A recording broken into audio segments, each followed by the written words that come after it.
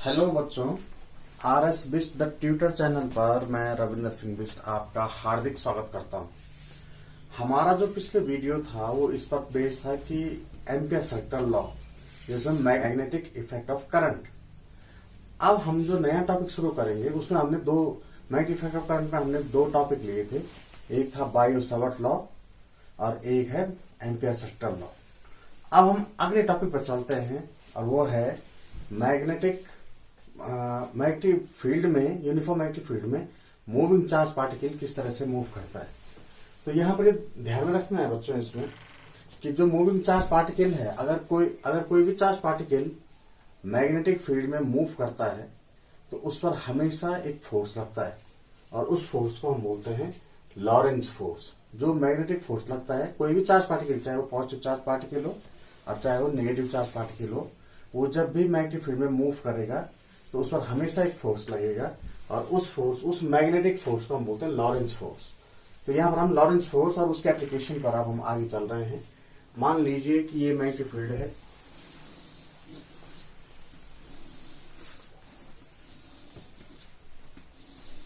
ये uniform magnetic field है और इस यूनिफॉर्म मैग्नेटिक फील्ड में ये पॉजिटिव चार्ज पार्टिकल रखा हुआ है और वो मान लीजिए इस मैग्नेटिक फील्ड बी से थीटा एंगल पर है। थीटा चार्ज पार्टिकल क्यू है और ये थीटा एंगल पर, बी से थीटा एंगल पर लग रहा है। तो आप इसे निकाल सकते हैं F इक्वल टू जो लॉरेंज फोर्स लगता है, लॉरेंज फोर्स का जो मैग्नीट्यूड है वो इस तरह से दिया जाता है F equal to Q V B sine theta. इस तरह से हम जो है लॉरेंज फोर्स को लिख सकते हैं।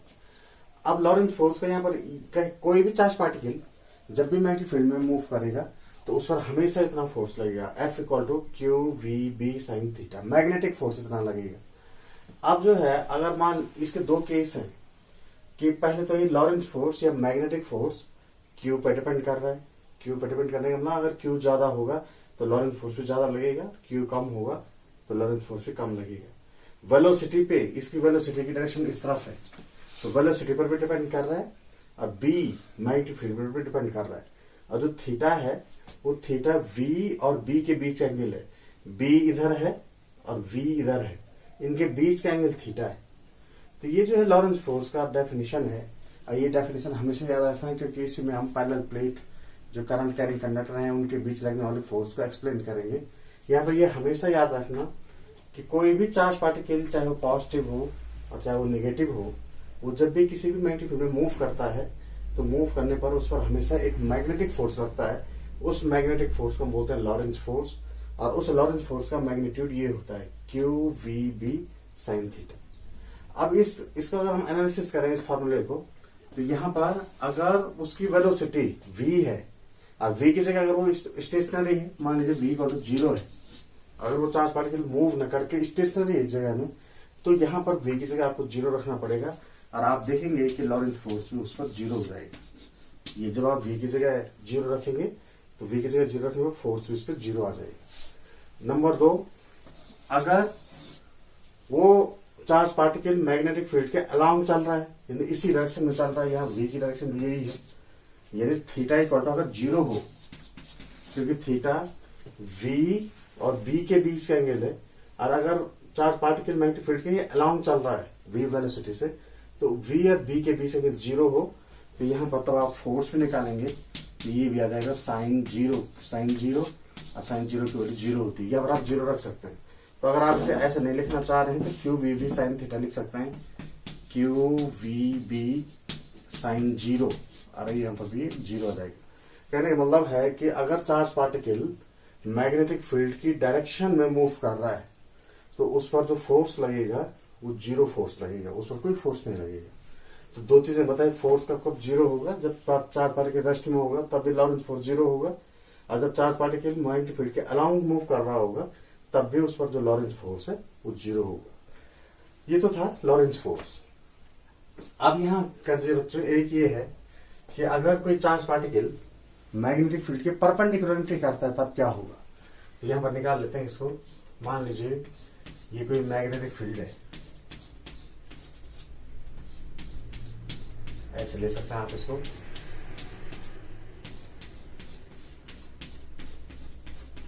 ये है मैग्नेटिक फील्ड। ये आप डेमो करना जानते हैं। इस मैग्नेटिक फील्ड का जो डायरेक्शन है वो नॉर्मली इनवर्ड है। तो यहाँ पर जब ये बी मैग्नेटिक फील्ड है और एक charge particle, positive charge particle इसमें मूव कर रहा है। अब मूव की डायरेक्शन जो है हमें ऐसे दिखानी है कि इस तरह, इस डायरेक्शन में मूव कर रहा है। तो उससे पहले जो है थोड़ा सा एक चीज बता दूं कि ये जो लॉरेंस फोर्स का मैग्नीट्यूड था, कोई भी चार्ज पार्टिकल जब मैग्नेटिक फील्ड में मूव करता है तो उसका फोर्स लगता है, उस फोर्स को हम लॉरेंस फोर्स बोलते हैं। और लॉरेंस फोर्स का मैग्नीट्यूड ये है। तो उसकी डायरेक्शन, फोर्स क्योंकि एक वेक्टर क्वांटिटी है तो मैग्नीट्यूड तो ये हो गया। तो डायरेक्शन क्या होगा, तो डायरेक्शन भी आप निकाल सकते हैं कि जब भी चार्ज पार्टिकल मैग्नेटिक फील्ड में मूव करता है तो उस पर जो लॉरेंस फोर्स की डायरेक्शन है उसे निकालने के लिए फ्लेमिंग लेफ्ट हैंड रूल, आपको पता है फ्लेमिंग लेफ्ट हैंड रूल। तो फ्लेमिंग लेफ्ट हैंड रूल में हम जो है थंब, लेफ्ट हैंड का थंब और उसके फिंगर्स, जो फिंगर्स हैं एक दूसरे के परपेंडिकुलर रखते हैं। ऐसे करके आप उसे परपेंडिकुलर रखेंगे। ये इसका परपेंडिकुलर, ये इसका परपेंडिकुलर, ये इसका परपेंडिकुलर। थंब और उसके पास के दो फिंगर इस तरह से स्ट्रेच करने हैं कि ये हमेशा एक दूसरे के परपेंडिकुलर हो। ये फ्लेमिंग लेफ्ट हैंड रूल है। ये भी, ये इसके परपेंडिकुलर हो गए, ये इसके परपेंडिकुलर हो गए, ये इसके परपेंडिकुलर हो गए। तो तीनों एक दूसरे के परपेंडिकुलर हो गए। ये आपको इसी डायरेक्शन में रखना है। और अगर ये जो है थंब, ये थंब जो है फोर्स की डायरेक्शन बताता है, लॉरेंस फोर्स की डायरेक्शन को बताएगा। लेकिन पहले, उससे पहले आपको ये फर्स्ट फिंगर है, जो इस फर्स्ट फिंगर को मैग्नेटिक फील्ड की डायरेक्शन में रखना है। और ये जो थंब है इसे करंट की डायरेक्शन में रखना है। तो फोर्स की डायरेक्शन ये बताएगा, फोर्स जो है आपको थंब बताएगा। तो ये बहुत इंपॉर्टेंट है। कहीं पर भी अगर चार्ज मैग्नेटिक फील्ड में मूव करता है और उस पर लगने वाला, उस पर फोर्स लगता है, लॉरेंस फोर्स लगता है, उस लॉरेंस फोर्स की डायरेक्शन हम इस तरह से निकालेंगे। तो यहाँ पर ये फर्स्ट फिंगर है जो वो मैग्नेटिक फील्ड की डायरेक्शन में बताता है। सेकंड फिंगर है जो वो करंट की डायरेक्शन में रखना है। और जो थंब है आपका वो लॉरेंस फोर्स की डायरेक्शन बताएगा।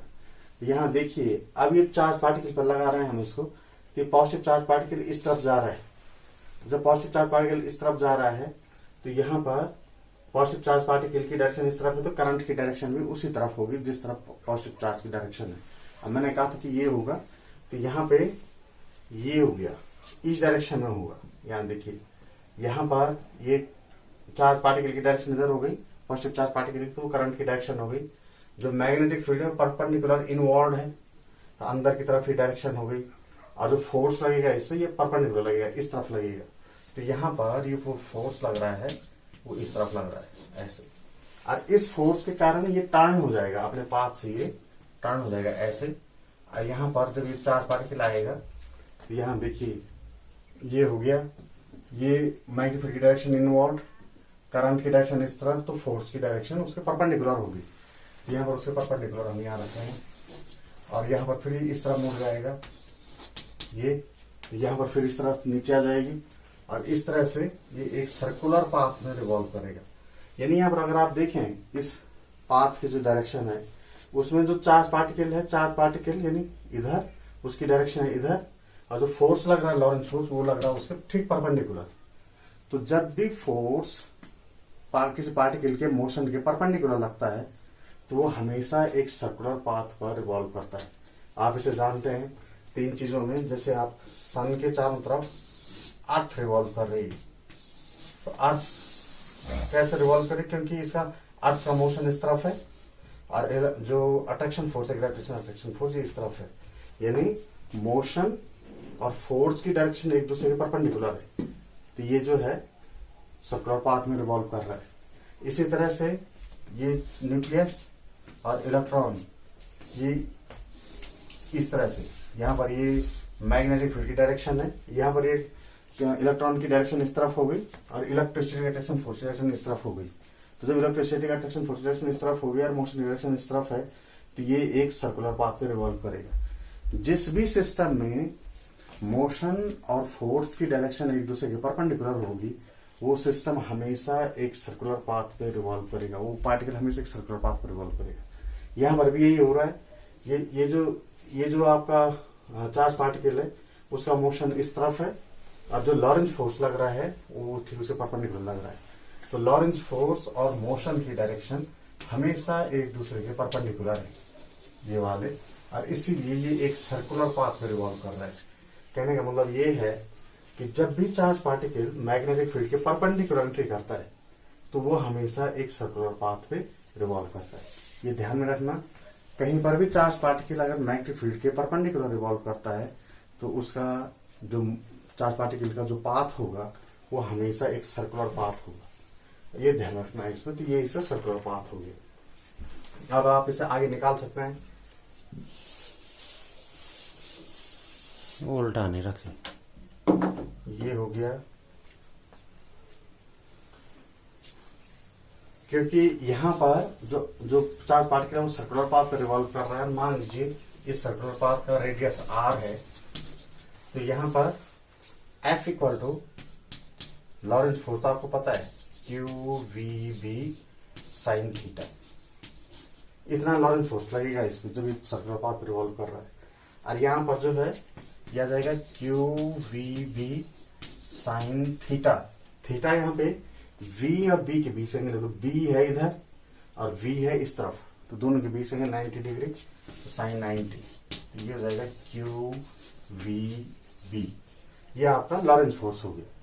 और ये आप फर्स्ट टाइम जानते हैं कि जब भी कोई भी चार्ज पार्टिकल सर्कुलर पाथ पे रिवॉल्व करता है तो सर्कुलर पाथ पर रिवॉल्व करके वो हमेशा उसको सेंट्रीपिटल फोर्स की जरूरत पड़ती है, और वो सेंट्रीपिटल फोर्स यहाँ पे ये देगा F equal to QVB, Lorentz force उसको सेंट्रीपिटल फोर्स प्रोवाइड करेगा। तो ये आ जाएगा आपका F equal to mv² upon r। ये आपने फर्स्ट ईयर में कर रखा है, ये सेंट्रीपिटल फोर्स और ये प्रोवाइड करेगा लॉरेंस फोर्स QVB। तो V से V कैंसिल, तो R equal to mv upon QB। ये उस रेडियस का, उस सर्किल का रेडियस हो जाएगा जिसमें R equal to mv upon QB आ जाएगा। जिस पार्टिकल, उस सर्किल का रेडियस होगा जिस सर्किल को ये जो चार्ज पार्टिकल है ये ट्रेस आउट कर रहा है। तो यहाँ पर ये चार्ज पार्टिकल इसके सर्कमफेरेंस पे रिवॉल्व कर रहा है, तो उस सर्किल का रेडियस इससे दिया जाएगा R equal to mv upon QB। आप देखिए बच्चे, इसमें अगर आप R निकालना है इसमें, और यहाँ पर जो है अगर X निकालना है, वो निकालना आपको, अगर आप जो है यहाँ पे टाइम पीरियड निकालेंगे इसका, तो बच्चों टाइम इक्वल टू होता है डिस्टेंस अपॉन स्पीड, इसे आप जानते हैं। डिस्टेंस, एक रेवोल्यूशन, टाइम जो है यहाँ पर एक रेवोल्यूशन का टाइम है ये, और डिस्टेंस आप देख रहे हैं कि एक रेवोल्यूशन में एक रोटेशन में जो है ये कितनी डिस्टेंस ट्रेवल करेगा, अपने सर्कमफेरेंस के बराबर डिस्टेंस ट्रेवल करेगा। तो ये हो गया बच्चे 2πr, ये डिस्टेंस हो गई, और स्पीड यानी ये v हो गया, मान लीजिए इसकी स्पीड v हो गई। तो time period equal to 2π upon v into r की वैल्यू mv अपॉन QB। तो v से v कैंसिल, तो ये हो जाएगा बच्चे 2πm अपॉन QB। तो यहां अगर आप निकालेंगे इसको t इक्वल टू, ये हो गया 2πm अपॉन QB, ये आ जाएगा आपका। तो इस तरह से आप इसे निकाल सकते हैं, t equal to 2πm upon QB। यह एक बहुत इंपॉर्टेंट चीज ये है कि अगर चार्ज पार्टिकल जो ये इसको डिस्क्राइब कर रहा है एक सर्किल को, उस चार्ज पार्टिकल का मास भी अगर कांस्टेंट है, उसका चार्ज Q भी अगर कांस्टेंट है, और मैग्नेटिक फील्ड B, जो हमने मैग्नेटिक फील्ड B लगा रखा है इसके परपेंडिकुलर इनवर्ड, वो भी अगर कांस्टेंट है, तो यहाँ पर आप देखेंगे कि टाइम पीरियड ऑफ रिवोल्यूशन जो है ये हमेशा कांस्टेंट होगा, ये हमेशा कांस्टेंट होगा, कांस्टेंट। तो यहाँ पर देखिए, चाहे टाइम पीरियड हमेशा कांस्टेंट रहेगा, यानी एक रिवोल्यूशन का टाइम हमेशा कांस्टेंट रहेगा, और वो इसलिए रहेगा। अब टाइम पीरियड का टाइम कांस्टेंट का मतलब क्या हुआ कि मान लीजिए ये जो चार्ज पार्टिकल है ये पहले 5 मीटर पर सेकंड से मूव कर रहा था, तो 5 मीटर पर सेकंड से जब ये मूव कर रहा था तो ये इसके चारों तरफ इसकी फिक्स वेलोसिटी है 5 मीटर पर सेकंड। तो ये मान लीजिए टाइम लेता है, टाइम को मैं ले लेता हूं कि मान लीजिए ये टाइम 2 सेकंड ले रहा है, 2 सेकंड में ये एक रेवोल्यूशन कंप्लीट कर रहा था। अगर मैं इसकी स्पीड बढ़ा दूं 5 मीटर पर सेकंड की जगह अगर मैं 8 मीटर पर सेकंड कर दूं, तो एक रेवोल्यूशन का टाइम तब भी 2 सेकंड ही रहेगा। वो इसलिए क्योंकि टाइम पीरियड हमेशा कांस्टेंट रहेगा, वेलोसिटी चाहे घटे और वेलोसिटी चाहे बढ़े, उसका जो रेवोल्यूशन टाइम है वो हमेशा कांस्टेंट रहेगा। रीजन ये है, आप यहाँ पर देख रहे हैं कि जो आर है वो equal to M V upon Q के बी वी पर डिपेंड कर रहा है। यानी जब वेलोसिटी बढ़ेगी तो उसका आर रेडियस भी बढ़ जाएगा, रेडियस बढ़ जाएगा उसका। और जब रेडियस बढ़ेगा तो रेडियस बढ़ने से टाइम फिर उसका कितना हो जाएगा, 2 सेकंड, क्योंकि रेडियस बढ़ने से सर्किल बढ़ गया। सर्किल बढ़ने से 8 मीटर पर सेकंड की वजह के होने के बावजूद भी ये तब भी 2 सेकंड में ही कंप्लीट करेगा। अगर उसकी वेलोसिटी कम होती, मान लीजिए 3 मीटर पर सेकंड होता, अगर इसकी वेलोसिटी 3 मीटर पर सेकंड होता तो तब भी A1 रिवोल्यूशन का टाइम 2 सेकंड ही रहेगा। अब वो 2 सेकंड इसलिए रहेगा क्योंकि अब की बार जब वेलोसिटी कम हुई तो रेडियस भी कम होगी। और जब रेडियस कम होगा तो रेडियस कम होने से सर्किल का रेडियस कम हो जाएगा, तो ये इस तरह से छोटा सर्किल डिस्क्राइब करेगा। इसी का मैं एक एप्लीकेशन इसकी लिमिटेशन पे लगा देता हूं, इसको लिमिटेशन। और टाइम पीरियड कांस्टेंट यहाँ पर क्यों है, यहाँ देखिए कि क्यू चार्ज कांस्टेंट था, मैग्नेटिक फील्ड बी कांस्टेंट था, लेकिन मास अगर बाय जो है बढ़ जाता है, क्योंकि आपको पता है कि जब भी चार्ज पार्टिकल की वेलोसिटी बढ़ेगी बढ़ेगी बढ़ेगी, अगर लाइट के वेलोसिटी कंपेरेबल हो जाता है तो तब उसके मास भी बढ़ने लगता है। मास तब उसका कांस्टेंट नहीं रहेगा, और जब मास इसका बढ़ने लगेगा तो इसका टाइम पीरियड भी चेंज हो जाएगा, 2 सेकंड की जगह 3 सेकंड या 4 सेकंड हो जाएगा। और उसका रीजन यही है कि टाइम कांस्टेंट नहीं रहेगा, क्योंकि अगर उसकी वेलोसिटी चार्ज पार्टिकल की वेलोसिटी लाइट की वेलोसिटी के कंपेरेबल हो गई तो वहां पर उसका मास चेंज हो जाएगा। उसका मास जब चेंज होगा तो उसका टाइम पीरियड कांस्टेंट नहीं रहेगा तब, क्योंकि मास वेरी कर रहा है। तो ये केवल तभी तक है, इसमें जो है जो टाइम पीरियड का जो रिवोल्यूशन टाइम कांस्टेंट तभी तक है जब तक चार्ज पार्टिकल की वेलोसिटी लाइट की वेलोसिटी के कंपेरेबल नहीं हो जाती। अगर ये लिमिट है, अगर कम है, लाइट की वेलोसिटी से बहुत कम है उसकी वेलोसिटी, तो तब ये टाइम पीरियड उसका हमेशा कांस्टेंट रहेगा, एक रिवोल्यूशन का टाइम उसका हमेशा कांस्टेंट रहेगा। अब आता है आपका, जब कोई भी चार्ज पार्टिकल मैग्नेटिक फील्ड के परपेंडिकुलर एंट्री करता है तो सर्कुलर पाथ में रिवॉल्व करता है। लेकिन ऐसा जरूरी नहीं है कि हर बार चार्ज पार्टिकल सर्कुलर पाथ में परपेंडिकुलर ही एंट्री करे। तो अगर मान लीजिए ये है, ये इस तरह से आता है, ये आपकी मैग्नेटिक लाइन ऑफ फोर्स है, मैग्नेटिक फील्ड है, और इस मैग्नेटिक फील्ड में ये चार्ज पार्टिकल है और ये मूव कर रहा है इस डायरेक्शन में v वेलोसिटी से थीटा एंगल पे। तो ये मैग्नेटिक फील्ड है B। अब जो है अगर ये परपेंडिकुलर एंट्री करता तो तब जो प्रीवियस लॉ था जो हमने थोड़ी देर पहले वो किया कि अगर परपेंडिकुलर एंट्री करता तब तो उसे सर्कुलर पाथ में जाना था, लेकिन यहां पर वो B से थीटा डिग्री पर एंट्री कर रहा है, मैग्नेटिक फील्ड से थीटा डिग्री पर एंट्री कर रहा है, तब वो कैसे जाएगा।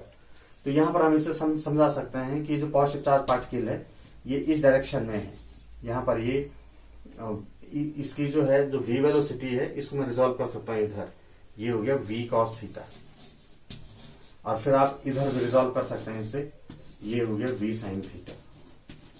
तो v को मैंने जो है 2 कंपोनेंट में रिजॉल्व कर दिया, एक v cos थीटा और दूसरा v sin थीटा। अब देखिए यहाँ पर v sin थीटा ये मैग्नेटिक फील्ड के परपेंडिकुलर एंट्री कर रहा है। ये जो v sin थीटा वाला कंपोनेंट है ये मैग्नेटिक फील्ड के परपेंडिकुलर है। जब ये मैग्नेटिक फील्ड के परपेंडिकुलर है तो थोड़ी देर पहले जो मैंने कहा कि जब भी चार्ज पार्टिकल मैग्नेटिक फील्ड के परपेंडिकुलर एंट्री करता है तो वो सर्कुलर पाथ में रिवॉल्व करता है, तो ये v sin थीटा के कारण ये सर्कुलर पाथ में रिवॉल्व करेगा। और जो ये v cos थीटा अगर चार्ज पार्टिकल मैग्नेटिक फील्ड के अलोंग जाता है तो वो भी हमने अभी बताया था F equal to QVB sin theta. और अगर थीटा के अलोंग जाता है इस तरफ तो यहाँ पर 0 होता, थीटा के 0 यानी यहाँ पर 4 0 लगेगा, यानी v cos theta charge particle को अगर मैग्नेटिक फील्ड की डायरेक्शन में ले जाता है तो उस पर कोई फोर्स नहीं लगेगा। तो v cos थीटा पे कोई v cos थीटा के कारण ये चार्ज पार्टिकल पर कोई फोर्स नहीं लग रहा है, उसका पाथ जब फोर्स नहीं लग रहा है तो स्ट्रेट लाइन पाथ को डिस्क्राइब करता है। तो ये स्ट्रेट लाइन पाथ जाएगा इधर इस तरफ, और जब ये स्ट्रेट लाइन पाथ जाएगा v cos थीटा के कारण तो दोनों एक साथ अप्लाई हो रहे हैं, v sin थीटा भी अप्लाई हो रहा है, v cos थीटा भी अप्लाई हो रहा है। v sin थीटा के कारण वो सर्कुलर पाथ पे जाएगा, जबकि v cos थीटा के कारण उस पर कोई फोर्स नहीं लग रहा है तो वो स्ट्रेट लाइन पाथ जाएगा। तो v cos थीटा के कारण वो स्ट्रेट लाइन पाथ जाएगा और v sin थीटा के कारण उसने परपेंडिकुलर सर्कुलर पाथ जाना है। अब दोनों एक साथ अप्लाई हुए, जब दोनों एक साथ अप्लाई हुए तो उसे सर्कुलर पाथ में भी जाना है और स्ट्रेट लाइन पाथ में भी जाना है। तो कैसे जाएंगे, यहां पर आप निकाल सकते हैं इसको, ये हेलिकल पाथ ये हेलिकल पाथ पर जाएगा, HELICAL, हेलिकल पाथ। यानी हेलिकल पाथ का मतलब ये हुआ कि ये स्ट्रेट लाइन में भी जाएगा इधर और सर्कुलर पाथ में भी डिस्क्राइब करेगा।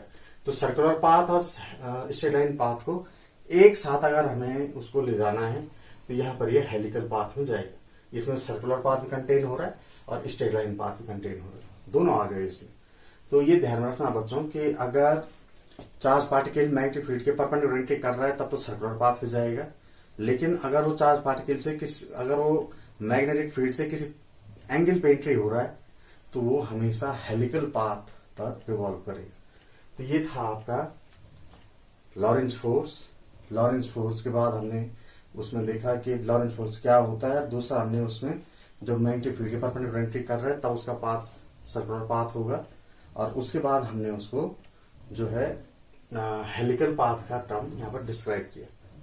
तो मुझे उम्मीद है कि ये जो टॉपिक है ये आपको आपकी स्टडी में हेल्प कर रहा होगा। अगर ये आपकी सहायता कर रहा है सब्सक्राइब कीजिए, लाइक कीजिए और शेयर भी कीजिए। Thank you. जय हिंद।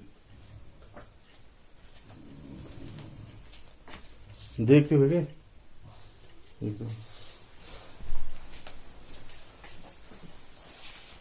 हाँ।